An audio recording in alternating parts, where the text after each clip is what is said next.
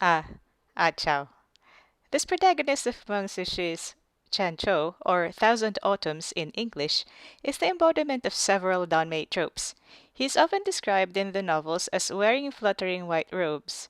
He is a Taoist, and he is also blind.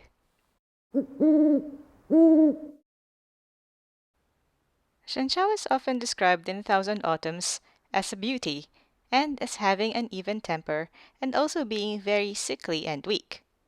Just look at him. Look into those eyes. He's absolutely harmless, right? Wrong. Here's a few reasons why you shouldn't take A Chao lightly. In Volume 1, when Shen Chao is attacked by a group of beggars while staying in a dilapidated temple with Chun Gong, not only is he able to fend off the whole group with his bamboo stick, he also gives the group a stern warning. I'm going easy on you now, said Shen Chao, and yet you still won't leave? Do you want me to stab out your eyes and turn you blind like me?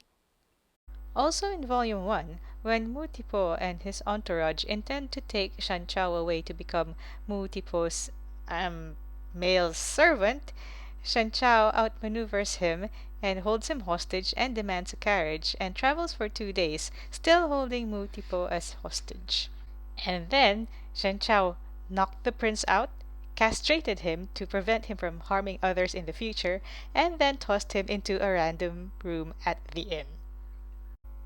While Shen Chao is traveling to Shandu Mountain, a starving father, whom Shen Chao has already shared half of his food with, begs him for more food, and when Shen Chao refuses, the man, noticing that Shen Chao is blind, tries to attack him and take his food.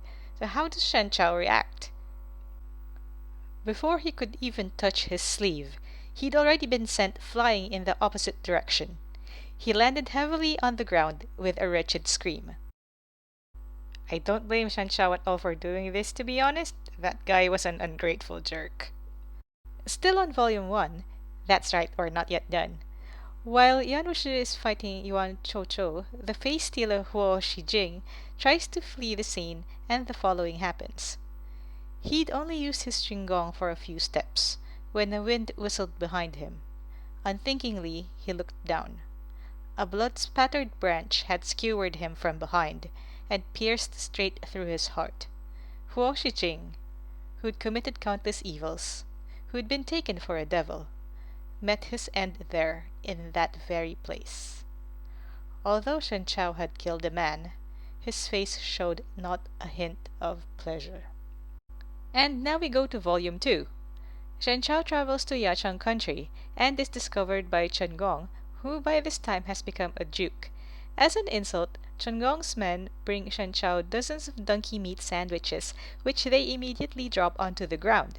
Shen Chao doesn't let them get away with wasting food while so many refugees around them are going hungry, and demands that the men not leave unless they eat the sandwiches. Food is bestowed by the heavens. It must be treasured, Shen Chao said severely.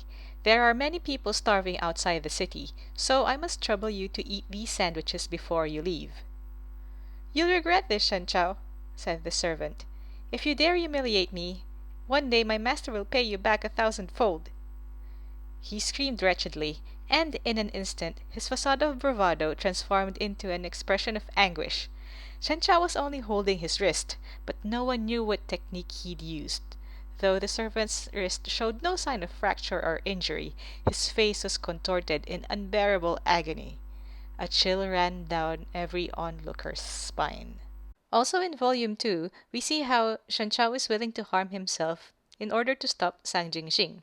So Sang Jingxing is about to take Shen Chao away to undergo his parasitic cultivation practices, but Shen Chao is not going down without a fight. Shen Chao is still blind and very weak at this point, even though he's armed with his sword Shanha Tongbe, so he does the unthinkable.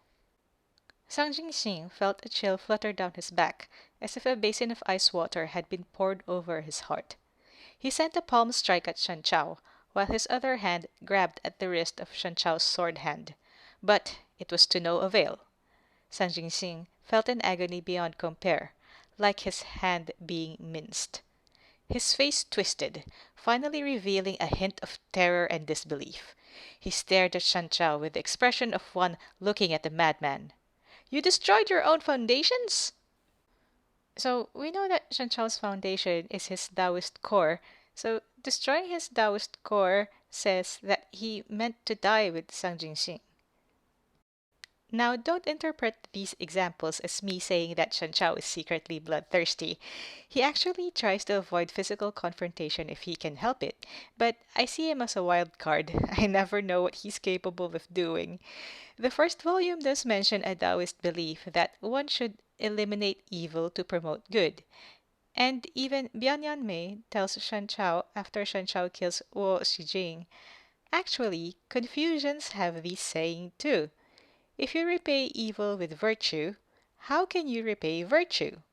Book 4 of the English version of Thousand Autumns will be published in March 2024, so let's see what else our mild mannered blind man is capable of doing when that comes out.